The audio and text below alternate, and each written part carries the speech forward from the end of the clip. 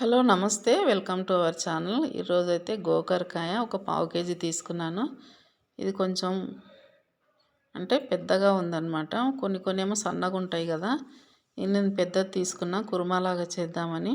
ఎప్పుడైతే చేయలేదు, చేసి చూద్దాం టేస్ట్ ఎలా వస్తుందని తీసుకున్నా. ఇలా కట్ చేసి పెట్టుకున్నా. దీనికైతే ఒక పెద్ద ఉల్లిపాయ కట్ చేసి పెట్టుకున్నా.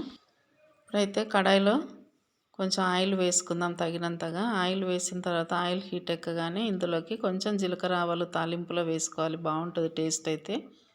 వేసుకున్న తర్వాత అవి చిటపట్లాడుతూ ఉంటాయి కదా. చిటపట్లాడేటప్పుడు ఉల్లిపాయలు కూడా వేసుకోవాలి. ఉల్లిపాయలు వేసాక ఒకసారి బాగా కలుపుకోవాలి. ఉల్లిపాయలు సగం ఉడికిన తర్వాత ఇందులోకి ఒక 1/2 టీ స్పూన్ వరకు పసుపు వేసుకుందాం. పసుపు వేసాక మరోసారి ఇలా కలిపేసుకొని ఆల్రెడీ గోకరకాయ అయితే నేను కడిగి పెట్టుకున్నాను. నీరు అనేది లేకుండా ఇందులో వేసేసుకోవాలి మొత్తాన్ని. మరీ సన్నది వేస్తే కనుక మొత్తం నలిగినట్టు అయిపోతుంది కాబట్టి నేను కొంచెం ఇలా దొడ్డు దేరి తెచ్చుకున్నాను అన్నమాట, పావు కేజీ. ఇది మొత్తము ఇలా కలిపేసి ఒక 3-4 నిమిషాలు మంటను లో ఫ్లేమ్లో పెట్టి ఉడికించుకోవాలి. అప్పుడు కొంచెం బాగా ఉడుకుతుంది అన్నట్టు.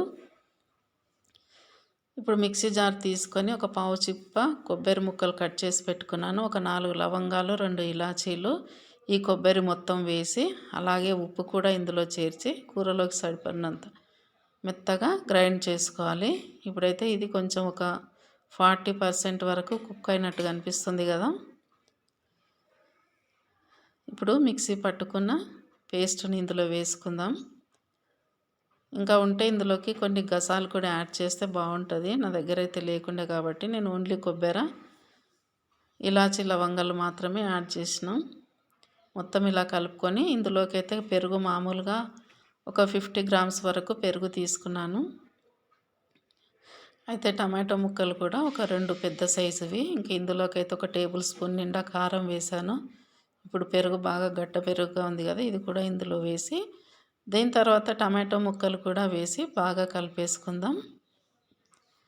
కలిపి మళ్ళీ ఒక 2 నిమిషాలు మూత పెట్టేస్తే ఇది మొత్తం దగ్గరికి మగ్గుతుంది కదా టమాటో అనేది.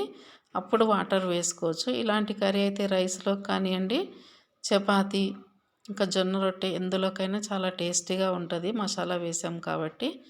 మరి ఎప్పుడు కాకపోయినా అప్పుడప్పుడు ఇలా వండుకుంటే బాగుంటుంది. ఎప్పుడు ఒకే విధంగా కాకుండా గోకరకాయ అనేది కొంచెం మసాలా వేస్తే బాగానే ఉంటుంది. ఇప్పుడు ఇందులోకి అయితే నేను ఒక గ్లాస్ వాటర్ వేసి ఒక 7-8 నిమిషాలు ఉడకబెట్టాను అన్నమాట.